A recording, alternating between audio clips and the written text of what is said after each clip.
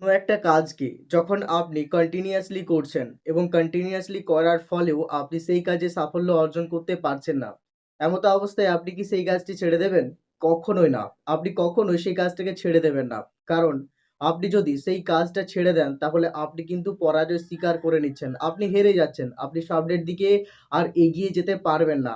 যদি আপনি হেরে যাওয়ার পরেও আবার সেই কাজটা নতুনভাবে শুরু করেন, তাহলে একদিন হয়তো এমনও দিন আসবে যেদিন ভাগ্যটা আপনার ফরে চলবে এবং সেদিন সেই কাজে আপনি এত বড় সাকসেস অর্জন করতে পারবেন যেটা হয়তো আপনি এর আগে কখনোই কল্পনাই করেননি। কিছু, কিছু স্বপ্ন আমাদের জীবনে এতটাই গভীরভাবে প্রভাব ফেলে যে সেই স্বপ্নগুলো কাল্পনিক হওয়া সত্ত্বেও আমাদের কাছে বাস্তবের মতো মনে হয় এবং সেই স্বপ্নের রেসটুকু কাটিয়ে উঠতে আমাদের অনেকটা সময় লেগে যায়। আমরা প্রত্যেকবারেই মনে করি আমরা যেন সত্যিই তার সাথে ছিলাম। কিন্তু সেটা ছিল পুরোপুরি কাল্পনিক। কিন্তু এই কাল্পনিকটাকেই মন সত্যি বলে ভাবতে আরম্ভ করেছে। কিছু, কিছু কাল্পনিক জিনিস বাস্তবের মাটিতে দাঁড়িয়েও বাস্তবের মতোই মনে হয়। সেটাকে কাল্পনিক বলে কখনোই মনে হয় না। আমরা প্রত্যেকে জীবনকে নিয়ে খুবই দুশ্চিন্তা করি।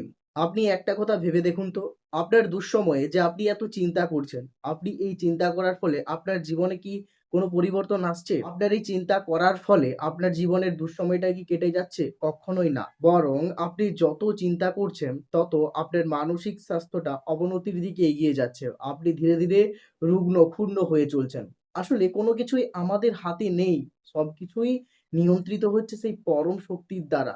তিনি যেমনভাবে তোমাকে চালাবেন ঠিক তেমনভাবেই তুমি চলবে। তুমি কখনোই এটা বিশ্বাস করো না যে তোমার মতো এত দুর্ভাগ্য, হতদরিদ্র মানুষ এই পৃথিবীতে আর একটাও নেই। তোমার মতো অসংখ্য মানুষ এই পৃথিবীতে আছে। নিজেকে কখনোই গর্ব করো না। নিজের প্রতিভাকে নিয়ে কখনোই গর্ব করো না। যা কিছু তোমার সবকিছুই তোমাকে দেওয়া হয়েছে। তোমার নিজের বলতে কিছুই নেই। তাহলে তুমি গর্ব করবে কেন? আমাদের কারোরই গর্ব বা অহংকার করা কখনোই উচিত নয়। কারণ কোনো কিছুই আমাদের নয়। তাহলে আমরা গর্ব করব কেন?